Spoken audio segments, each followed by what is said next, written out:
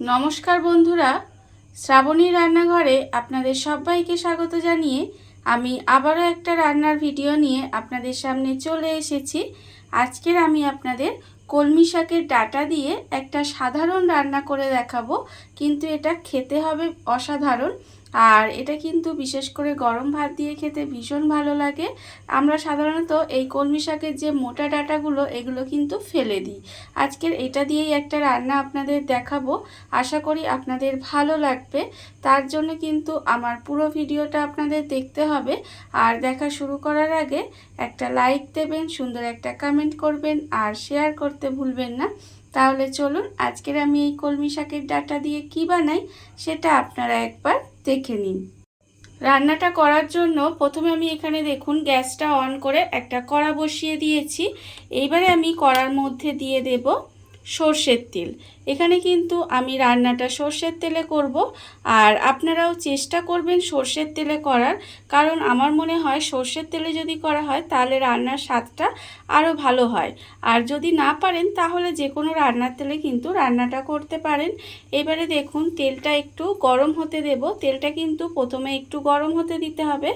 আর আমি প্রতিদিনের মতো আপনাদের একটা কথাই বলবো যে প্লিজ আমার ভিডিওটা আপনারা টেনে টেনে দেখবেন না, পুরো ভিডিওটা দেখুন, আশা করি আপনাদের ভালো লাগবে। দেখুন তেলটা কিন্তু আমার এখানে প্রায় গরম হয়ে গেছে। তেলটা যখন গরম হয়ে যাবে তখন এর মধ্যে প্রথমে দিয়ে দেব বড়ি। এখানে কিন্তু আমি বেশ কিছুটা মটর ডালের বড়ি রেখে দিয়েছি, সেই বড়িটা কিন্তু এর মধ্যে দিয়ে দিলাম।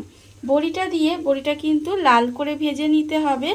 আর বড়িটা কিন্তু এমনভাবে ভাজবেন যাতে সুন্দরভাবে লাল লাল করে ভাজা হয়ে যায়, অথচ পুড়ে না যায়, সেটা কিন্তু লক্ষ্য রাখতে হবে। সেই জন্য একটু সময় নিয়ে বড়িটা কিন্তু এইভাবে আমি একটু লাল করে ভেজে নেব। বড়িটা আমার এখানে লাল লাল করে ভাজা হয়ে গেছে।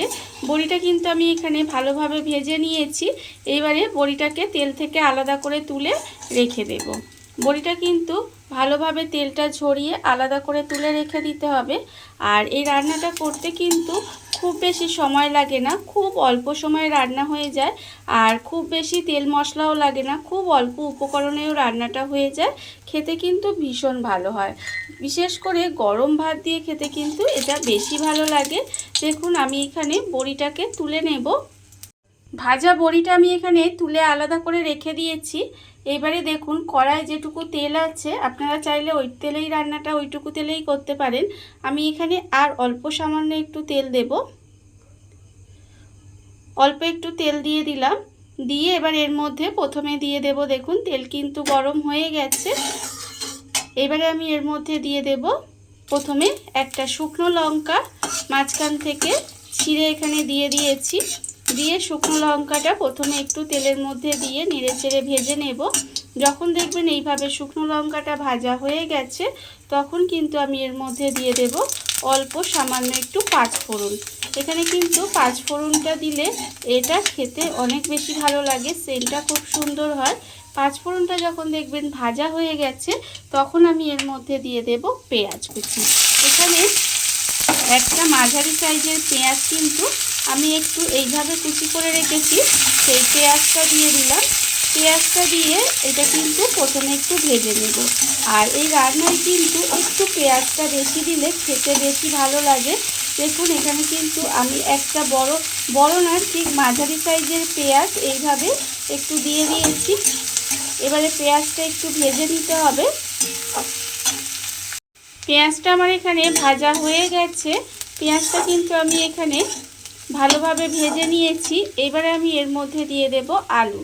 এখানে একটা আলু আমি এইভাবে মাঝারি সাইজের আলু সরু সরু করে কেটে রেখেছি, সেই আলুটা কিন্তু আমি এর মধ্যে দিয়ে দিলাম। এবারে আলুটা দিয়ে কিন্তু আলুটা প্রথমে একটু এইভাবে পেঁয়াজের সঙ্গে ভেজে নিতে হবে। আলুটা দিয়ে কিন্তু এইভাবে একটু ভেজে নেব। আলুটা দিয়ে আমি এখানে হালকা করে ভেজে নিয়েছি। এইবারে আমি এর মধ্যে দিয়ে দেব বেগুন। এখানে কিন্তু আমি অল্প একটু বেগুন এইভাবে লম্বা লম্বা করে কেটে রেখেছি, সেই বেগুনটাও কিন্তু এখানে দিয়ে দিলাম। দিয়ে বেগুনটাও কিন্তু এইভাবে আলুর সঙ্গে একটু সময় ভেজে নেব। এই ধরুন 5 থেকে 7 মিনিট মতো এই আলু বেগুনটা একসঙ্গে কিন্তু ভেজে নেব। যাতে একটু বেশ ভালোভাবে ভাজা হয়ে যায় সেটা কিন্তু লক্ষ্য রাখতে হবে। একটু ভালোভাবে ভেজে নিতে হবে, তাহলে কি হবে, এটা কিন্তু খেতে ভালো লাগবে। দেখুন আমি কিন্তু এইভাবে একটু ভেজে নেব। আলু আর বেগুনটা দিয়ে আমি কিন্তু এইভাবে একটু সময় ভেজে নিয়েছি, আর ভাজা আমার এখানে হয়ে গেছে। এইবারে আমি এর মধ্যে দিয়ে দেব, এখানে রেখেছি আন্দাজ মতো নুন, হাফ চামচ হলুদের গুঁড়ো, হাফ চামচ লঙ্কার গুঁড়ো আর হাফ চামচ চিনি। চিনিটা কিন্তু অবশ্যই দেবেন, তাহলে কিন্তু এটা খেতে বেশি ভালো লাগবে। দেখুন আমি কিন্তু এই মশলাগুলো, গুঁড়ো মশলাগুলো দিয়ে দিলাম, দিয়ে এবারে খুব ভালোভাবে কিন্তু এর সঙ্গে মিশিয়ে একটু সময় রান্না করে নিতে হবে। এইভাবে গুঁড়ো মশলাগুলো দিয়ে আবারও কিন্তু 5 মিনিট মতো এইভাবে একটু রান্না করে নিতে হবে।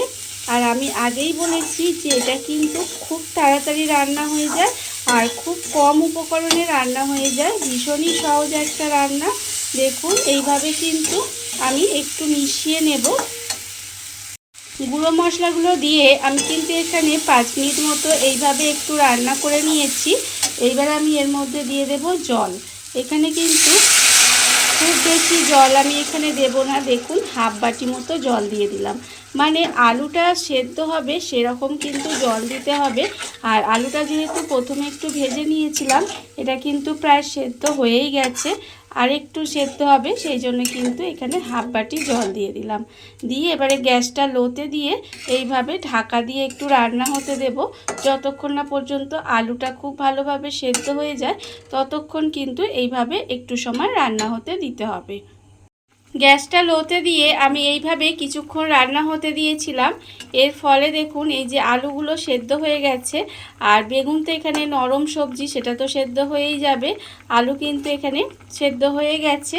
যখন দেখবেন আলুটা সেদ্ধ হয়ে গেছে তখন কিন্তু আমি এর মধ্যে দিয়ে দেব যে বড়িটা আমি আগে ভেজে রেখেছিলাম, সেই বড়িটা কিন্তু ওপর থেকে দিয়ে দেব। আর দেব আমি এখানে যে কলমি শাকের ডাঁটাটা এখানে কেটে ছোট ছোট করে কেটে ধুয়ে পরিষ্কার করে রেখেছি, সেই ডাঁটাটাও কিন্তু আমি এর ওপর থেকে দিয়ে দেব। দেখুন এই ডাঁটাটা কিন্তু প্রথমে দেবেন না, তাহলে কি হবে, ডাঁটাটা একদম নরম হয়ে যাবে, নরম হয়ে গিয়ে একেবারে গলে যাবে, তখন কিন্তু এটা খেতে ভালো লাগবে না। সেই জন্য এইভাবে রান্না ঠিক হয়ে আসার আগে, এটা কিন্তু মানে প্রায় হয়ে আসার আগে এটা এইভাবে ওপর থেকে দিয়ে দিতে হবে। দিয়ে আবারও কিন্তু এটাকে একটু মিশিয়ে দেব, মিশিয়ে ঢাকা দিয়ে আবারও কিছুক্ষণ এইভাবে রান্না করে নেব।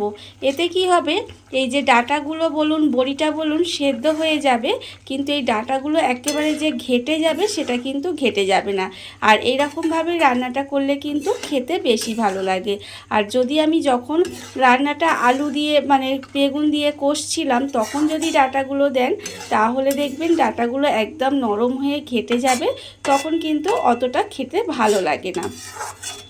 এইভাবে কিন্তু আবারও আমি কিছুক্ষণ রান্না করে নেব, যাতে এই যে ডাঁটাগুলো দিলাম সেটা কিন্তু খুব ভালোভাবে সেদ্ধ হয়ে যায়। সেই জন্য কিন্তু একটু সময় এইভাবে রান্না করে নিতে হবে। আর অবশ্যই কিন্তু এই সময় গ্যাসটা লোতে দিয়ে রাখবেন আর ঢাকা দিয়ে এইভাবে কিন্তু রান্না করে নেবেন। গ্যাসটা লোতে দিয়ে আমি কিন্তু একটু সময় এইভাবে রান্না করে নিয়েছিলাম।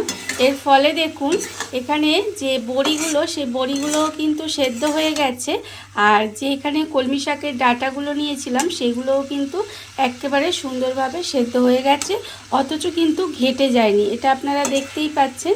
এবারে এর মধ্যে আমি দুটো একটা বড়ি এইভাবে একটু ঘেটে ঘেটে দেব।